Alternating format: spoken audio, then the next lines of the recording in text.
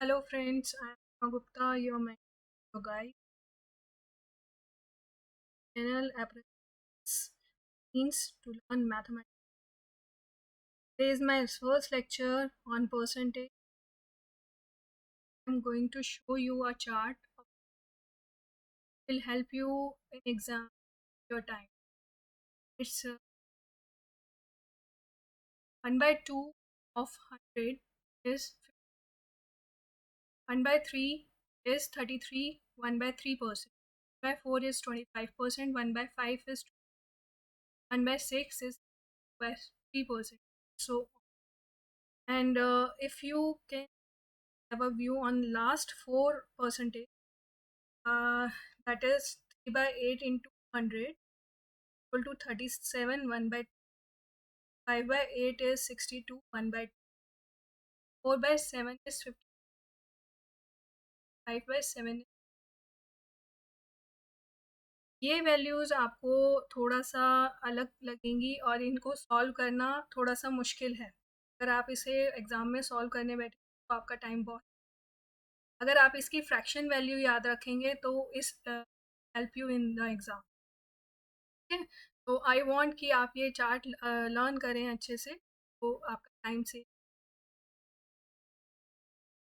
एक और चीज़ परसेंटेज के बारे में मैं पहले से ही डिस्कस कर दूं कि अगर फ्रैक्शन फॉर्म में परसेंटेज वैल्यू लिखी तो उसमें न्यूमरेटर जो होता है वो रिजल्ट और चेंज होता है और डिनोमिनेटर में हमेशा ओरिजिनल वैल्यू या होल वैल्यू आता है। Let's start with type one, that is simple questions. 12.5% of a number is 20. What is 60% of that number? अगर आप इस वैल्यू को देखेंगे तो ये आपको चार्ट में नज़र आई थी 12.5%। अगर आपने याद किया होगा तो आप जैसे बता देंगे ये 1/8 का फ्रैक्शन 1/8 फ्रैक्शन फॉर्म। तो 12.5% को सॉल्व करने की जगह we can take the fraction value है by 8 of a number let x to 20। फिर व्हेन वी सॉल्व इट 8 उधर जाके मल्टीप्लाई होगा, then we get the value 160। What is the 60% of that number? 60% of 160 is 60 by 160। आप इसे solve करेंगे is 9। Move on to the next one। 22.5% number is 45। What percent of that 90? अब ये value chart में नहीं थी, लेकिन अगर आप ध्यान से देखो तो परसेंटेज और नंबर में एक रिलेशन है, that is 22.5 is is half of 45। That means अगर आप 22.5 का डबल करेंगे तो यू, अगर इस तरह का क्वेश्चन आपको दिखता है और they're asking for the same, means उसी नंबर की क्या परसेंटेज 90 होगी, तो उसमें आपने सेम रिलेशन लेटर वन पे अप्लाई कर दें। जैसे यहाँ पे दिया हुआ है कि 22.5% is of a number is 45, तो आपने नीचे वाले नंबर पे भी रिलेशन अप्लाई करना है। दैट इज 45% का डबल क्या हो जाएगा 90, या आप रिवर्स में भी कह सकते हैं 90 का हाफ क्या हो जाएगा 45। और ज़रूरी नहीं है कि ये रिलेशन इसी तरह का हो कि डबल ही होना चाहिए। It could be anything, double हो, थ्राइस टाइम हो, 4 टाइम्स हो, 1/2 हो सकता है, 1/3 हो सकता है। सेम रिलेशन फॉलो तब होगा जब उसी नंबर के बारे में आपसे बात की जाए, सेम नंबर होना चाहिए। ठीक है, now move on to the next question. After spending 68% of his earning a man has rupees 1280 find his income. अब यहाँ पे वो बात कर रहा है कि उसने कितने पैसे खर्च कर दिए अपनी इनकम के परसेंटेज में।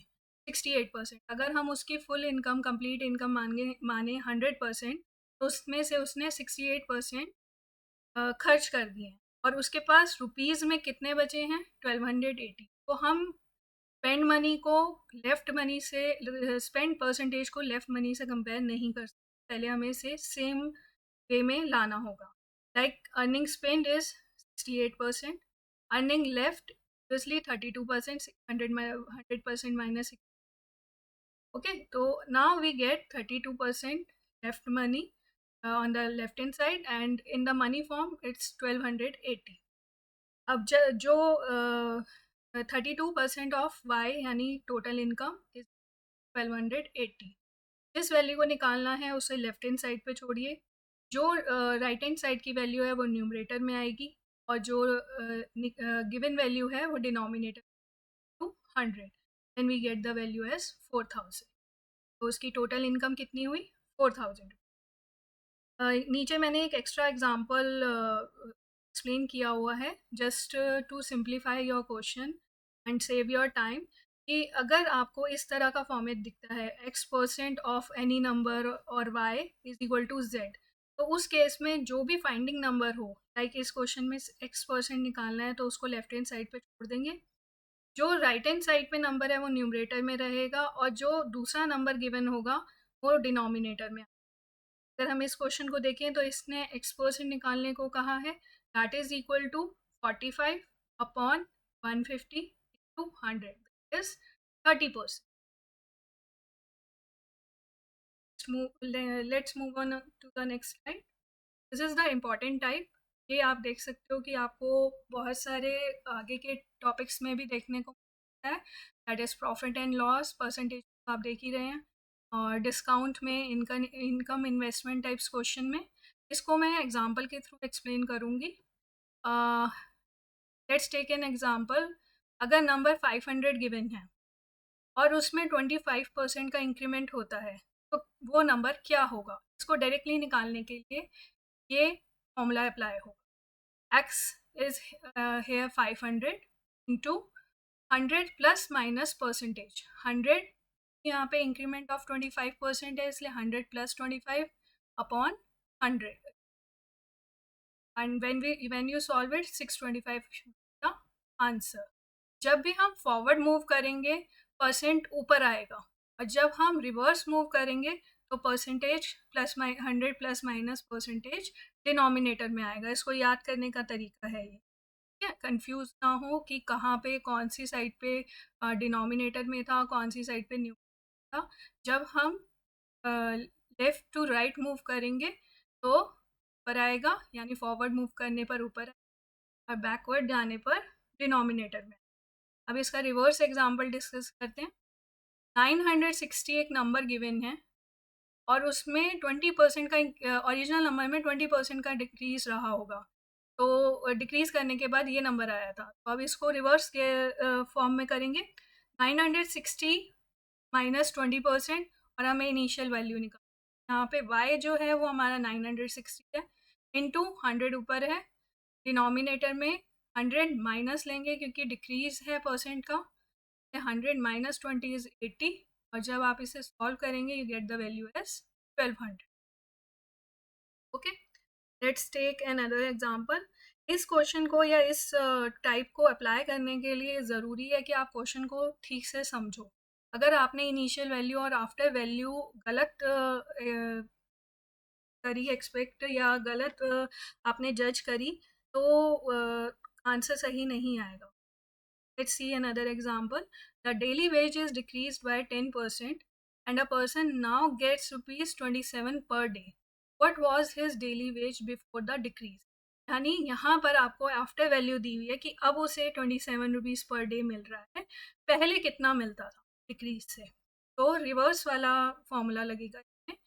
तो यहाँ पे y है 27 इंटू 100, क्योंकि रिवर्स आ रहा है इसलिए 100 ऊपर आएगा, परसेंटेज जाएगी, अपॉन 100 माइनस, क्योंकि डिक्रीज है परसेंटेज में, minus 10 is equal to 27 into 100/90।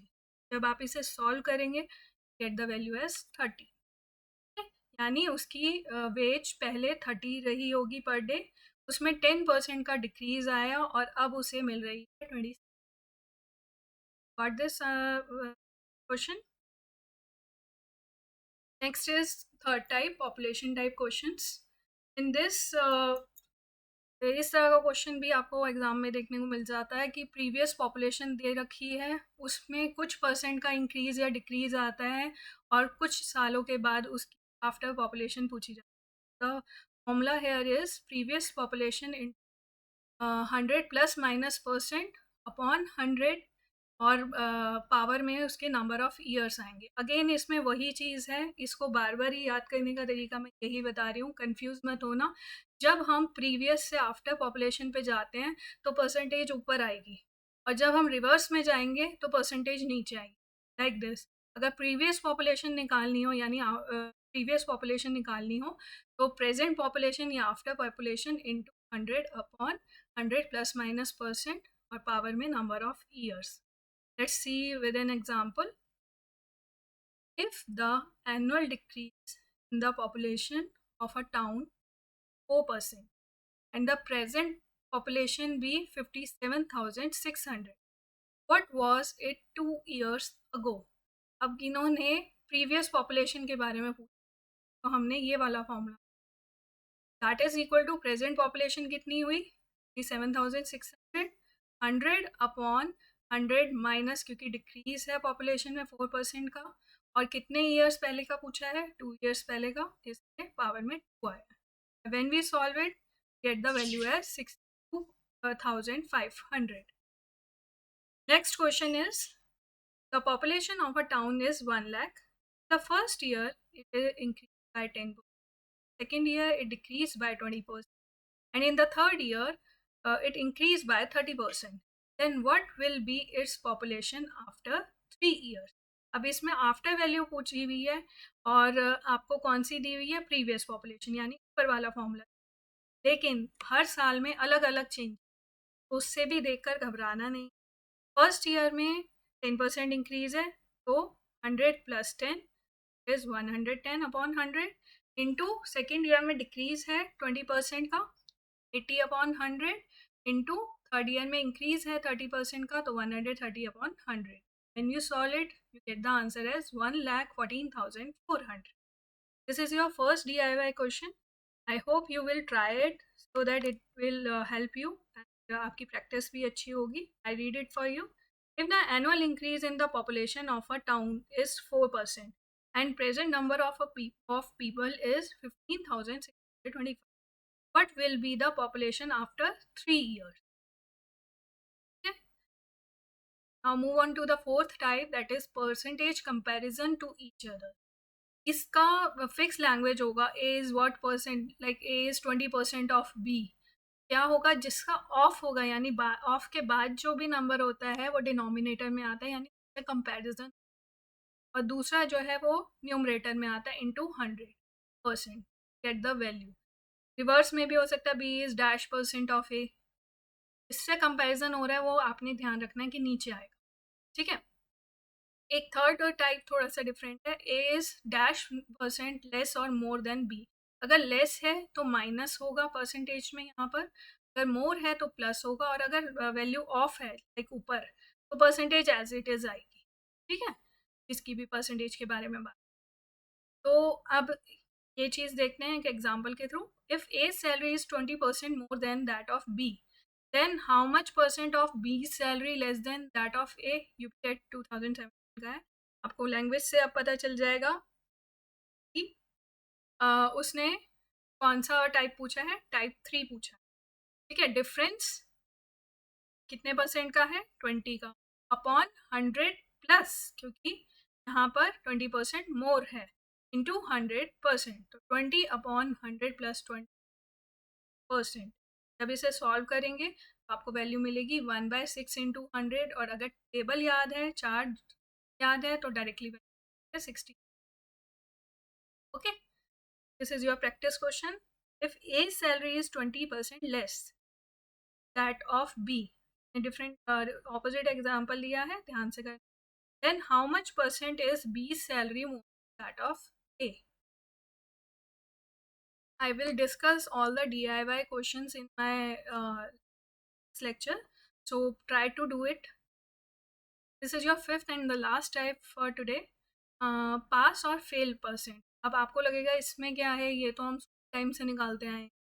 Pass percentage is passing marks upon total marks into fail percentage marks upon marks.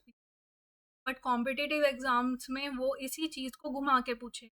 कैसे पूछता है, देखिए, a student get 60 marks and fails by 40 marks in maths paper, where the maximum marks is 400। Find the pass percent. Pass percentage के लिए हमें क्या क्या चाहिए? पासिंग मार्क्स चाहिए, टोटल मार्क्स चाहिए। अब हमारे को हमें उसने 400 तो दिया हुआ है मैक्सिमम मार्क्स, लेकिन पासिंग मार्क्स नहीं दिए, लेकिन कुछ हिंट दिए हुए। देखें क्या दिए हैं। उसको मिलते हैं 60 मार्क्स, और फेल कितने मार्क्स से हो जाता है? 40 मार्क्स से। यानी अगर उसके 40 मार्क्स आए होते तो वो पास हो जाता, 40 और ज़्यादा मार्क्स आए होते तो पास हो जाता। 60 + 40 इज 100। पासिंग मार्क्स रिक्वायर्ड आ जाएंगे उसके 100 मार्क्स। अब apply the formula, pass percentage, pass marks upon total into 100। Pass marks आए 100 अपॉन टोटल 400 इंटू 5% आए। Next question है, a student has to secure 45% marks to pass.